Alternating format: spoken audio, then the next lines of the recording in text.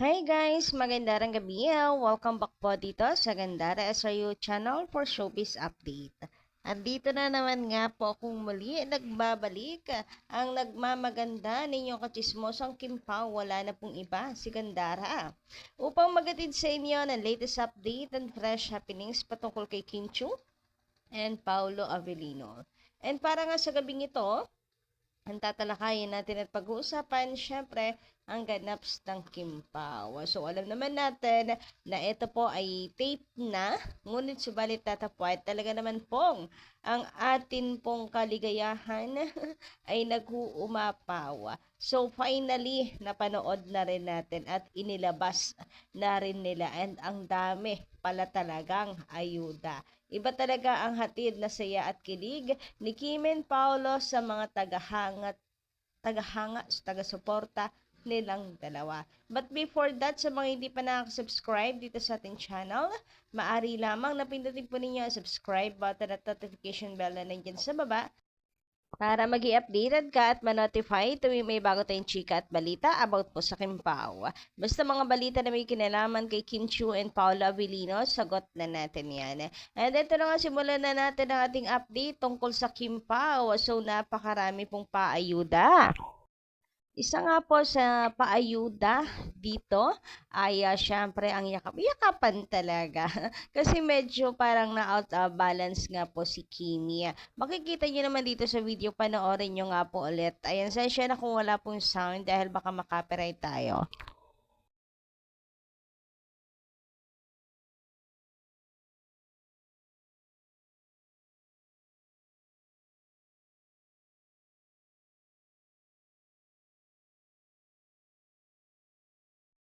So, eto nga kung ifo-focus po natin ating mga mata sa paa ni Kim Chu, ayan, at talaga naman pumuntik siyang ma-outbalance. Ayan o, oh, di ba? Umuga-uga yung heels niya.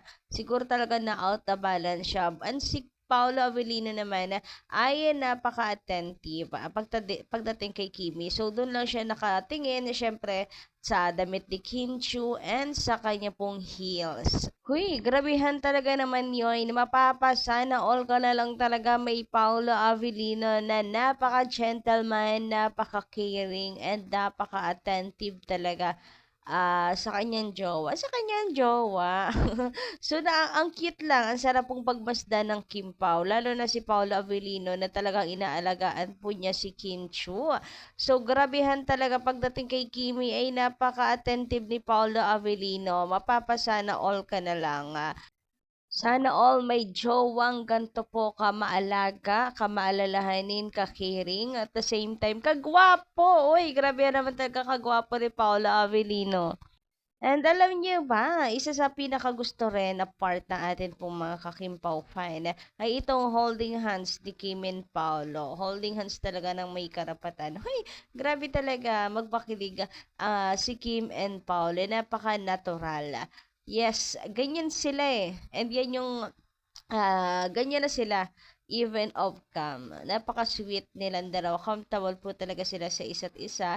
And tayo naman ay super kinikilig sa kanila pong pagmamahalan. Pagmamahalan talaga. Sana all make a holding hands. Sa sunod niyan, ano naman po, holding hands while walking. Hey, grabehan. While jogging. Pwede rin, charata. So, ayan guys, gusto ko lang rin po kayong kamustahin ngayong gabing ito. So, meron na naman bang mapupuyat ngayon at hindi po makaahon-ahon sa ganap na ito? Ayan, marami tayo na for sure magpupuyat at mapupuyat kakaisip dito. Grabihan naman talaga yung mga kaganapan. Totoo nga, talagang super happy, super na super sweet at ikaha-happy natin itong tape episode na to. And super kulit din talaga guys ng Kim Pao. Game na game din po sila syempre po sa sa pagpapakilig. Ayan, iba kasi talaga kapag comfortable ka na. Iba kasi kapag magjowa talaga in real life. Ay, grabe na, isingit pa nga. Anyway, sabi dito, yan ang napansin ko kay Paulo. Lagi niya una, sinusiguro na maayos ang lagay ni Kim, lalo na pag nasa stage sila or aakyat bababa sa stage. Sobrang caring siya kay Kim, kaya nakakabilib talaga ang isang Paolo Avellino. Yes po, and mapapadasal ka na lang talaga nang sana all may Paolo Avellino. Total package ba naman? Napakagwapa, napakabait, napaka-gentleman, napakayaman na rin. Hoy, napaka-talented pa. Grabehan, hoy, Paolo, parang sinalo mo na lahat. Magtira ka naman, marami pa tayong mga kababayan. Anyway, alam nyo ba, hindi lang naman po yan ngayon lang gawain ni Paulo ha. Baka may magsabi, promotion kasi, syempre, ganyan talaga ang galawan. No, even noon pa man, napaka-caring ni Paulo Avellino kay Kim Chiu. So, may ganito na rin pong eksena ang Kim Pao before. Matagal na. Pero andyan si Paulo Avellino para siya po ay saluhin. Kaya okay lang ma-fall. May Paulo Avellino namang sasala. Hay, grabehan.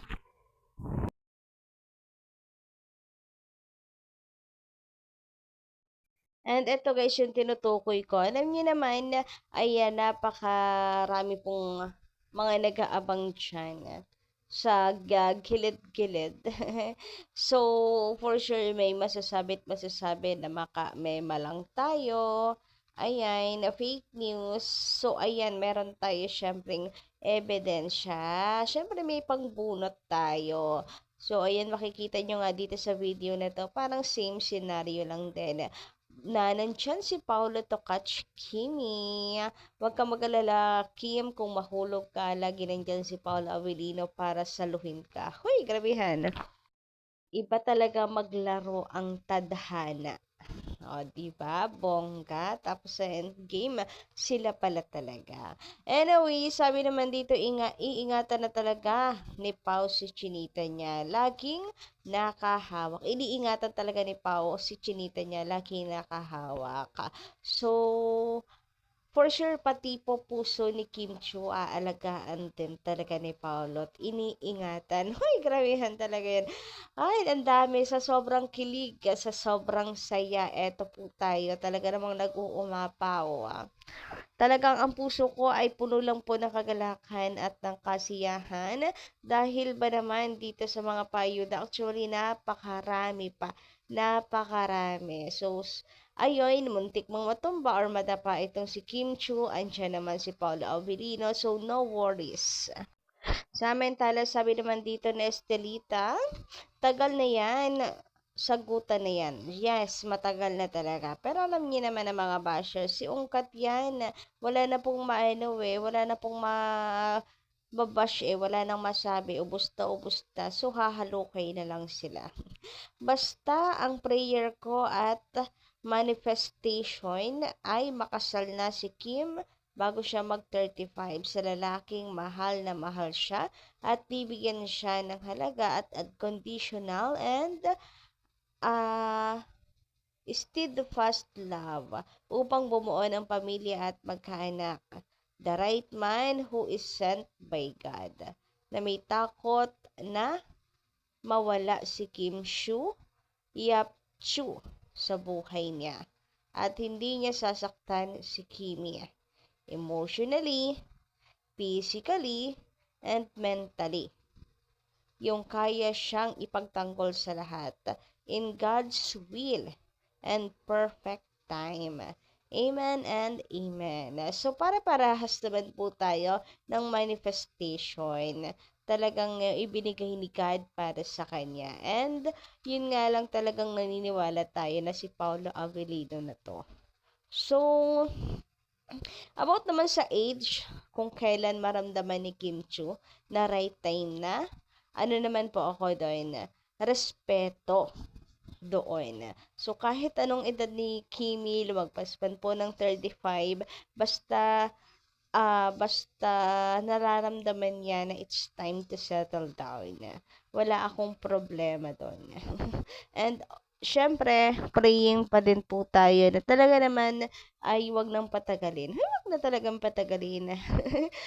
Ipagkaloob ng Diyos si Paolo Avellino na talaga, si Mr. Right, si Paolo Avellino na talaga yung nakalain para po sa kanya. So, yun lang po muna ang update natin sa gabi ito.